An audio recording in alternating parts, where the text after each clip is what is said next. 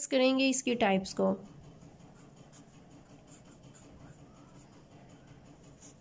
Types कह लें, अगर मैं आपकी आसानी के लिए यहाँ पर लिखूँ क्लासिफिकेशन, तो क्लासिफिकेशन सबसे पहला पॉइंट तो ये आता है कि क्लासिफिकेशन कितनी बेसिस पे की जाती है।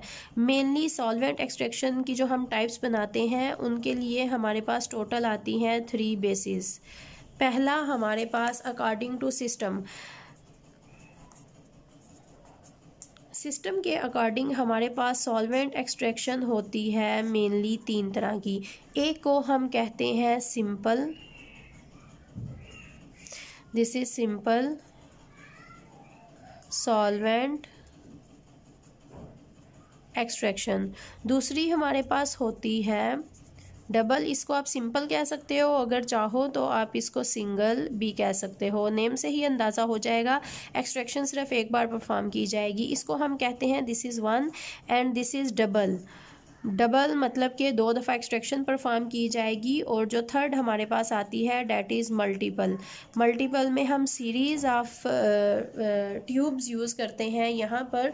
अभी हम इसको एक्सप्लेन करेंगे तो ज़्यादा अच्छी तरह समझ आएगी। पहली बेस होती है सिस्टम। सॉल्वेंट एक्सट्रैक्शन की टाइप्स देखी जाए अकॉर्डिंग टू सिस्टम तो 3 सिस्टम होते हैं। एक सिंपल एक्सट्रैक्शन सिस्टम होता है, दूसरा डबल सॉल्वेंट एक्सट्रैक्शन सिस्टम होता है और तीसरा हमारे पास मल्टीपल सॉल्वेंट एक्सट्रैक्शन सिस्टम होता है। जो दूसरी हमारे पास बेस आती है, दूसरी बेस हमारे पास होती है टेक्निक। टेक्निक के अकॉर्डिंग ये हमारे पास 2 तरह की आती हैं। एक को हम कहते हैं बैच और दूसरे को हम कहते हैं कंटिन्यूस। और थर्ड टाइप हमारे पास आ जाती है फेज़। फेज़ के अकॉर्डिंग इसकी बहुत सी टाइप्स हैं, उनको आगे फिर हम इनके नेम लिखेंगे। फेजेस में डिस्कशन की हमें ज़रूरत नहीं है, उसमें हमारे पास यही फेजेस आएंगी कि हमारे ये जो सिस्टम कह रही हूँ, ये जो हमारे सॉल्वेंट और सोल्यूट हैं ये कौन सी फेज़ में एग्जिस्ट करते हैं। Either they are liquid, either they are solid, या फिर कोई स्पेसिफिक कंपोनेंट है हमारे पास। तो सबसे पहले हम बात करेंगे सिस्टम की। सिस्टम के अकॉर्डिंग हमारे पास जो सॉल्वेंट एक्सट्रैक्शन टोटल सिस्टम्स हैं दे आर 3। तो सबसे पहले हम सिंपल, आप इसको सिंपल कह सकते हो, या फिर सबसे पहले हम डिस्कस करेंगे सिंगल को। तो सिंगल को अगर आपको डिटेल में डिस्कस करना है तो जो अभी हमने पीछे एग्जांपल डिस्कस की है आप उसी को यहीं पर ऐड कर दोगे तो आपका सिंपल एक्सट्रैक्शन सिस्टम सारे का सारा कवर हो जाएगा। और इम्पॉर्टेंट पॉइंट हमारे पास क्या आते हैं, ये मेथड हमारे पास बहुत सिंपलेस्ट है, सिर्फ एक दफ़ा एक्सट्रैक्शन परफॉर्म करनी पड़ती है, बहुत ज़्यादा क्लीनेस्ट है, ईजीली डिस्ट्रीब्यूशन हो जाती है, और थर्ड में बहुत ज़्यादा रैपिड है, बहुत फास्टली हम यहाँ पर सेपरेशन कर लेते हैं। और हमारे पास वही सारा आ जाएगा कि हम लोगों ने यहाँ पर क्या करना है, हमने एक मिक्सचर लेना है, मिक्सचर को सॉल्वेंट के अंदर डिज़ोल्व करना है। 2 इमिसिबल सॉल्वेंट होंगे, हम उनको शेक करेंगे, उनको सेटल होने का टाइम देंगे। और जो यहाँ पर हमने 2 सॉल्वेंट यूज़ किए हैं, एक तो हमारे पास यहाँ पर होगा ऑर्गेनिक जिसको हम कहते हैं नॉन पोलर, दूसरा होगा हमारे पास एक्वस जिसको हम कहते हैं पोलर। और हमारे पास अगर हमारे सोल्यूट के अंदर प्रेजेंट है आयोनिक स्पीशीज़ तो वो सारी की सारी एक्वस लेयर के अंदर सेटल हो जाएंगी। अगर हमारे पास आयोनिक स्पीशीज़ नहीं है, हमारे पास अगर न्यूट्रल स्पीशीज़ हैं जिनके ऊपर चार्जेस नहीं हैं, नॉन पोलर हैं, तो वो फिर हमारे ऑर्गेनिक लेयर के अंदर सेटल हो जाएंगी। तो ये हमारे पास आ जाता है सिंपल में हमने अभी जो पीछे एग्जांपल डिस्कस की है वो आप सारी की सारी ऐड कर दोगे। उसके बाद सेकंड हमारे पास आ जाता है double.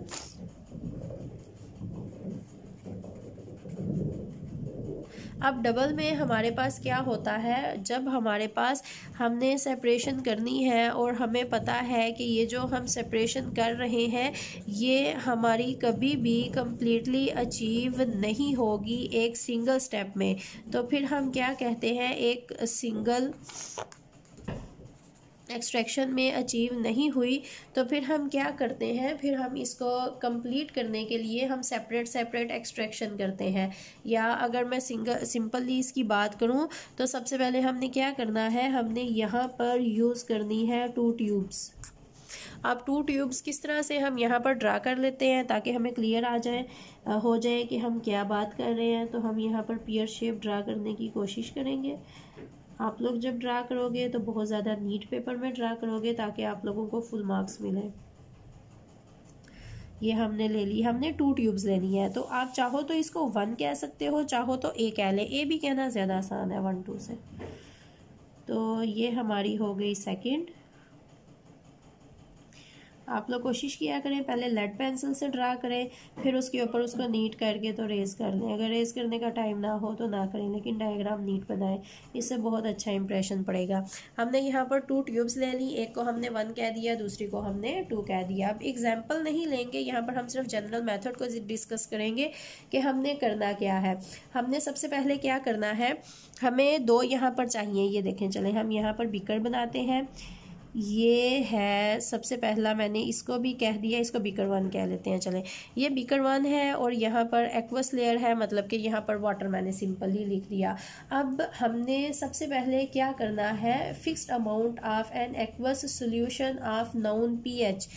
The important thing pH इसकी होनी चाहिए नोन पीएच। एक इफेक्टिंग फैक्टर्स में से एक फैक्टर आता है, तो नोन पीएच वाटर की, हमने वाटर लिया, उसकी पीएच नोन करके हमने फिक्स अमाउंट ले ली।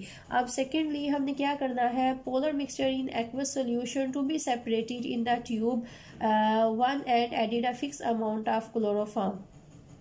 सबसे पहले जो हमने काम करना है वो हमारे पास ये है कि हमने इन दोनों के अंदर,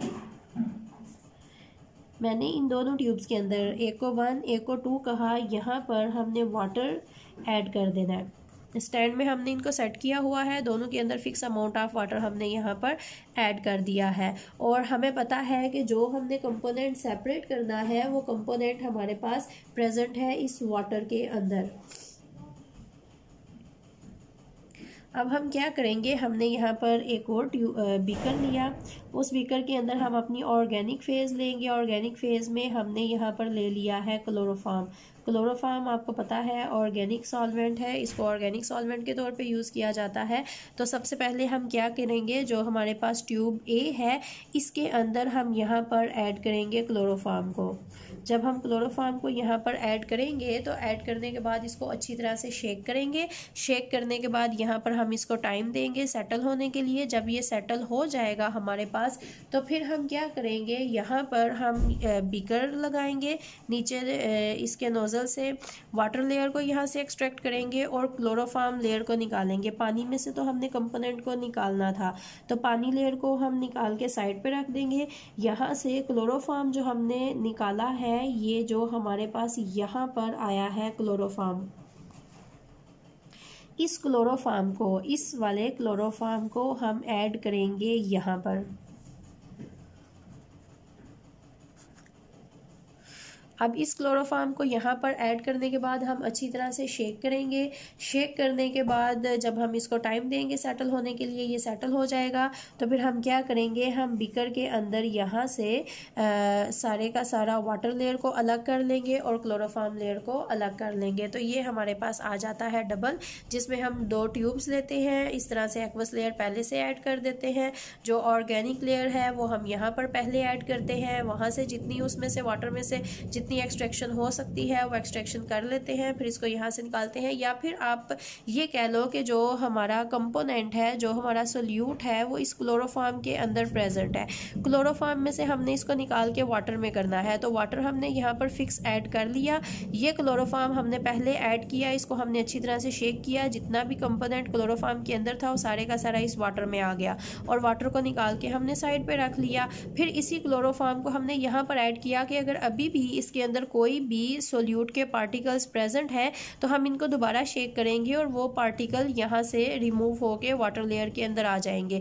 तो पहले बीकर के अंदर जो हमने वाटर ली और सेकंड यहाँ वाले बीकर के अंदर हमने वाटर लेयर ली, उन दोनों को हम कंबाइन करेंगे तो सारे का सारा क्लोरोफॉर्म के अंदर जो सोल्यूट है वो रिमूव होके वाटर के अंदर आ गया होगा। तो ये हमारे पास होती है डबल सॉल्वेंट एक्सट्रैक्शन सिस्टम। उसके बाद जो हमारे पास आता है उसको हम कहते हैं मल्टीपल। अब मल्टीपल की तो आपको डबल को सुन के समझ आ गई होगी। मल्टीपल में हम क्या करते हैं, मल्टीपल में ऐसी ही हमारे पास होती हैं सीरीज़ ऑफ ट्यूब्स, उनको नेम दे दिया जाता है, different name A B C जितनी आपने ली हैं उसी के अकॉर्डिंग आप उनको लेबल कर दोगे। ऐसे ही अगर आपके पास क्लोरोफॉर्म है और क्लोरोफॉर्म के अंदर सोल्यूट पार्टिकल्स हैं और आपको पता है कि अगर आप एक दफ़ा वाटर के साथ उसको शेक करोगे तो क्लोरोफॉर्म में से सारे का सारा सोल्यूट निकल के वाटर के अंदर नहीं जाएगा। तो फिर आप क्या करोगे, सीरीज ऑफ ट्यूब्स को अरेंज करोगे, वाटर फिक्स अमाउंट में सबके अंदर ऐड कर दोगे, फिर क्लोरोफॉर्म आप A ट्यूब में डालोगे, अच्छी तरह से शेक करोगे, वाटर को वहां से निकाल के बीकर को A का लेबल करके रख दोगे। That was water extracted from tube A, तो उसको आपने बीकर A कह देना है। फिर उसके बाद आपने क्लोरोफॉर्म जो ट्यूब A से निकाला उसको B में ऐड करना है, B के वाटर के साथ शेक करना है, फिर आपने B के वाटर को निकाल के बीकर B में सेव कर देना है, फिर आपने क्लोरोफॉर्म जो B से निकालना है उसको C में ऐड करना है। सीरीज में आप उसी क्लोरोफॉर्म को इतनी दफ़ा शेक करोगे कि जितना भी सोल्यूट प्रेजेंट होगा क्लोरोफॉर्म के अंदर वो हर दफ़ा शेकिंग पे थोड़े का थोड़ा रिमूव होके तो वाटर में आएगा। तो इस तरह से मैक्सिमम एक्सट्रैक्शन आपके पास पॉसिबल होगी। एट दी एंड सारे का सारा सोल्यूट क्लोरोफॉर्म में से रिमूव होके वाटर के अंदर ऐड हो जाएगा। तो इसको हम कहते हैं, ये हमारे पास सिस्टम्स होते हैं एक्सट्रैक्शन सिस्टम, जिसको हम सिंगल कहते हैं, डबल कहते हैं, मल्टीपल कहते हैं। अब हमारे पास आती है सेकंड बेस। सेकंड बेस हमारे पास होती है टेक्निक। टेक्निक के अकॉर्डिंग मैंने कहा ये हमारे पास दो होती हैं, या तो ये हमारे पास होगी बैच या फिर हमारे पास होगी कंटिन्यूस। अब ये जो हमने स्टडी किया है सिंगल, आप इसको सिंगल कह सकते हो, हमने सिंगल को स्टडी किया, हमने डबल को स्टडी किया, इसके अलावा हमने मल्टीपल को स्टडी किया, ये सारे के सारे हमारे पास आ जाते हैं बैच में। बैच में क्या होता है, जो हमारे पास डिस्ट्रीब्यूशन रेशो होती है वो हमारे पास हाई होती है। डिस्ट्रीब्यूशन रेशो हाई का मतलब हमारे पास ये है कि हमें पता है कि क्लोरोफॉर्म के अंदर जो सोल्यूट है वो डिस्ट्रीब्यूट खुद को करेगा और वो वाटर एक्वस लेयर के अंदर आ जाएगा। ये हमारे पास सिंपलेस्ट मेथड है, batch extraction most widely used है। जो डिस्ट्रीब्यूशन रेशो होती है यहाँ पर हमारे पास बहुत ज़्यादा लार्ज होती है और हम सोल्यूट को एक्सट्रैक्ट करते हैं जब तक कि हमारे पास पार्टीशन इक्विलिब्रियम अटेन नहीं हो जाता। तो ये हमारे पास बैच आ जाता है जिसमें हमारे पास इस तरह से ट्यूब्स हम अरेंज करते हैं, या सिंगल कर लेते हैं या डबल, या फिर हम कर लेते हैं ट्रिपल। उसके अलावा हमारे पास दूसरा आता है कंटिन्यूस। अब कंटिन्यूस मेथड हमारे पास क्या होता है और इसमें हम क्या करते हैं, कंटिन्यूस एक्सट्रैक्शन तब परफॉर्म की जाती है जब हमारे पास जो डिस्ट्रीब्यूशन रेशो है ये हमारे पास बहुत ज़्यादा लो होती है। तो यहाँ पर हमें क्या करना पड़ता है, हमें जो ऑर्गेनिक सॉल्वेंट है बहुत ज़्यादा अमाउंट उसकी लेनी पड़ती है। डिस्ट्रीब्यूशन रेशो लो होने का मतलब ये है कि फॉर एग्जांपल अगर हमारा सोल्यूट प्रेजेंट है एक्वस लेयर में और हमने उसको एक्सट्रैक्ट करना है ऑर्गेनिक लेयर में और वो एक्सट्रैक्शन शो नहीं कर रहा, उसकी डिस्ट्रीब्यूशन बहुत लो है, वो खुद को डिस्ट्रीब्यूट ही नहीं कर रहा, जिस लेयर में वो प्रेजेंट है वो उसी लेयर में प्रेजेंट है और दूसरी लेयर के अंदर उसकी सॉल्युबिलिटी नहीं हो रही है, बहुत लेस सॉल्युबिलिटी है। तो हमें बहुत लार्ज क्वांटिटी यहाँ पर ऑर्गेनिक लेयर की यूज़ करनी पड़ेगी और फिर हम शेक करेंगे। शेक करने के बाद जब हम उनको सेटल होने के लिए रख देते हैं तो फिर बहुत बहुत बहुत स्लोली वाटर में से एक्वस लेयर में से सोल्यूट निकल के हमारी ऑर्गेनिक लेयर में जाएगा और इतना स्लोली होगा कि हमारे पास हम कह सकते हैं कि there is a continuous flow of immiscible solvent through the solution to be extracted, जब हमने सेटल होने के लिए रख दिया है तो अब वो आहिस्ता आहिस्ता कंटिन्यूसली एक लेयर से दूसरी लेयर के अंदर फ़्लो शो करेगा, लेकिन बहुत स्लो फ्लो होगा हमारे पास।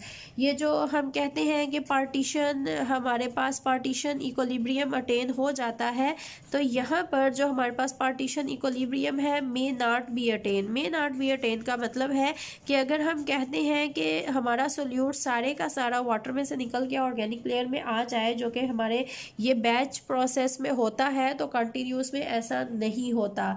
हमारे पास जो सोल्यूट है बीइंग रिमूव्ड कंटिन्यूसली, हमें आहिस्ता आहिस्ता लेयर को निकालना भी पड़ता है और फिर हम ऐड भी उसी बीकर के अंदर, उसी ट्यूब के अंदर करते रहते हैं, ताकि जितनी भी हमारे पास डिस्ट्रीब्यूशन होनी है मैक्सिमम यहाँ पर डिस्ट्रीब्यूशन हमारे पास हो जाए। तो इस तरह से हमारे पास होता है continuous process. Solute is being removed continuously, solute is being removed continuously. जो हमने लेयर यहाँ पर ऐड की होती है उस लेयर को कोशिश किया जाता है कि कंटिन्यूसली यहाँ से रिमूव करते रहें। उसके बाद थर्ड हमारे पास आ जाती है फेज़। तो अगर हम फेज़ की बात करें तो फेज़ के अकॉर्डिंग सॉल्वेंट एक्सट्रैक्शन काफ़ी ज़्यादा टाइप्स की होती हैं। अगर उनमें से कुछ के हम यहाँ पर नाम लिखें